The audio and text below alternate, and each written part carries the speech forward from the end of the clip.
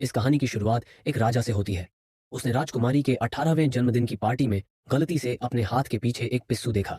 उसने सही समय पाया और उसे थप्पड़ मार दिया, लेकिन उसे यह उम्मीद नहीं थी कि पिस्सू कूद पड़ेगा। दूसरी ओर इससे नींद में डूबे राजा को तुरंत दिलचस्पी हो गई और उसने उस राजकुमारी की परवाह नहीं की जो भारी जियान में थी। उसने जनता के बीच बड़े चाव से पिस्सू के साथ खेलना शुरू कर दिया। जब उसने पिस्सू की ओर अपना हाथ खोला तो पिस्सू एक आत्मा की तरह उछल पड़ा।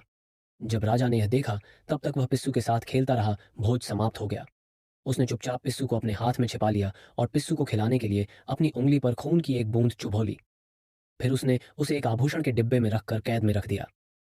इस तरह जो पिस्सू हर दिन राजा का खून चूसते थे, वे जल्द ही नग्न आंखों को दिखाई देने वाली गति से बड़े हो गए। राजा ने पिस्सू के लिए एक ट्रेलर भी बनाया, उसे पिस्सू पर रखा और बोरियत दूर करने के लिए एक गाड़ी की तरह बजाया। मुझे नहीं पता कि इसमें कितना समय लगा, लेकिन राजा, जो पिस्सू का आदी था, पूरे दिन दरबार में जाने के बारे में नहीं सोचता था।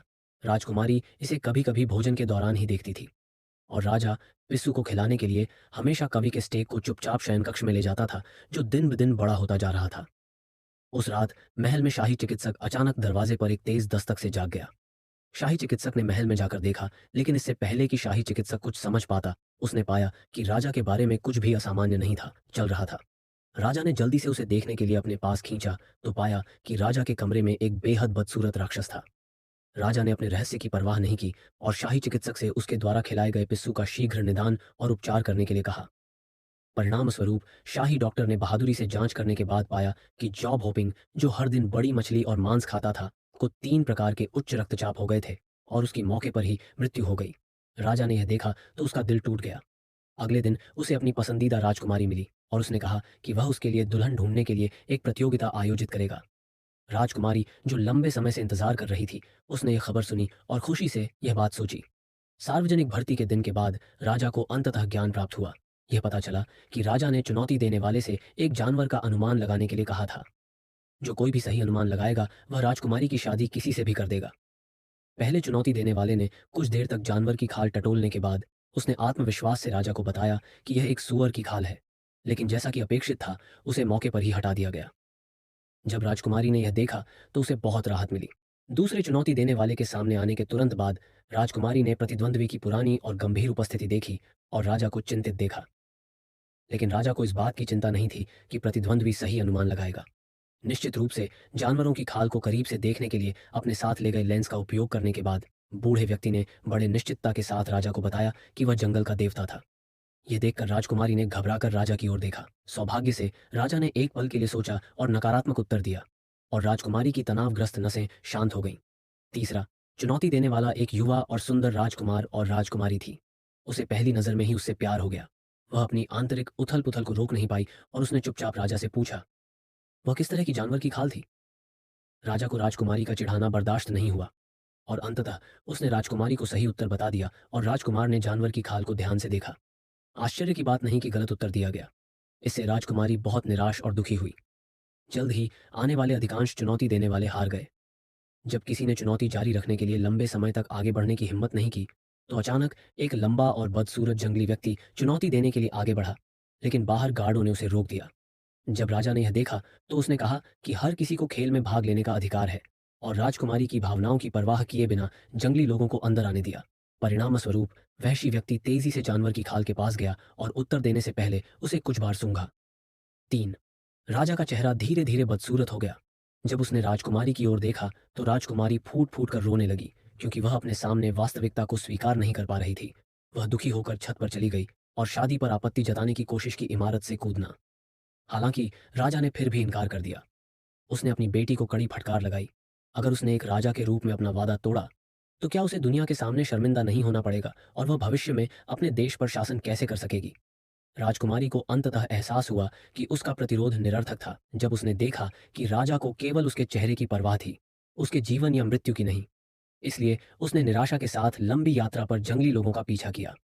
वे जंगल से गुजरे और ग्रैंड कैन्यन से होते हुए सभी मौसमों में कई दिनों और रातों तक मार्च करने के बाद जंगली लोगों की मदद से और उन्हें घसीटते हुए एक चट्टान पर चढ़ गए जो सीधे आकाश की ओर जाती थी और अंततः गुफा में पहुंचे जहां जंगली लोग रहते थे। इस जगह और उस महल में जहां वह रहता था, जमीन आसमान का अंतर था। जमीन पर हड्डियों की परतें और बदबूदार गंदगी ने राजकुमारी को पीछे हटने और चट्टान से कूदने के लिए मजबूर कर दिया। सौभाग्य से वहशी की सख्त निगरानी ने राजकुमारी को अनगिनत यातनापूर्ण दिन और रातें जीवित रहने की अनुमति दी। उस दिन जब वहशी लोग भोजन की तलाश में निकले, राजकुमारी ने अचानक बाहर किसी को जोर जोर से गाते हुए सुना। वह जल्दी से गुफा से बाहर भागी और सामने चट्टान के किनारे एक महिला को जड़ी बूटियां इकट्ठा करते हुए पाया। आशा देखकर राजकुमारी ने उस महिला से उसे बचाने की गुहार लगाई, लेकिन वह महिला सिर्फ एक महिला संग्राहक थी। वह अकेले राजकुमारी को नहीं बचा सकती थी, इसलिए उसे अपने बेटे को उसे बचाने के लिए आने देने का वादा करना पड़ा और फिर मुड़कर चली गई। यह देखकर राजकुमारी एक बार फिर निराशा में पड़ गई। लेकिन अगले दिन जब वह गुफा के बाहर कपड़े लटका रही थी, तो उसने अचानक देखा कि एक युवक उसे बचाने के लिए आ रहा है। जब राजकुमारी ने यह देखा, तो वह बहुत खुश हुई और वह युवा गुफा के बाहर चढ़ गई आदमी ने बिना एक शब्द कहे राजकुमारी को कंधे पर उठा लिया, रस्सी के सहारे विपरीत दिशा में चला गया। कुछ ही समय बाद वहशी को अचानक महसूस हुआ कि कुछ गड़बड़ है और वह देखने के लिए गुफा के बाहर भागा।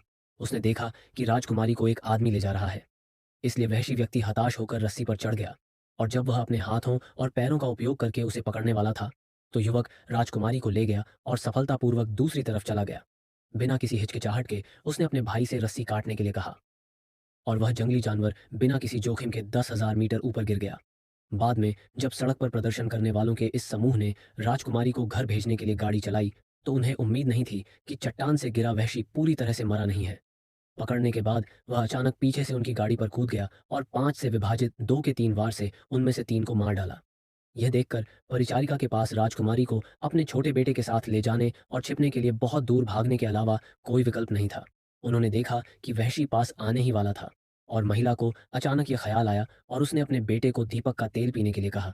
वह अचानक बाहर निकली और वहशी पर छिड़क दिया, सीधे उसके सामने उसे जलाने की कोशिश की आग के साथ। जैसा कि पता चला, वह जंगली आदमी मजबूत था और उसके पास ज्यादा बाल नहीं थे। उसने तुरंत अपने शरीर पर लगी आग को बुझाया और फिर अपने सामने वाले युवक को पकड़ लिया और मौके पर ही उसका गला घोंटकर मार डाला। और अपने पूरे परिवार को वहशियों के हाथों दुखद रूप से मरते देखने के बाद महिला के पास अब अकेले रहने का विचार नहीं था। फिर वह राजकुमारी को बचने के लिए समय देने के लिए बाहर भागा।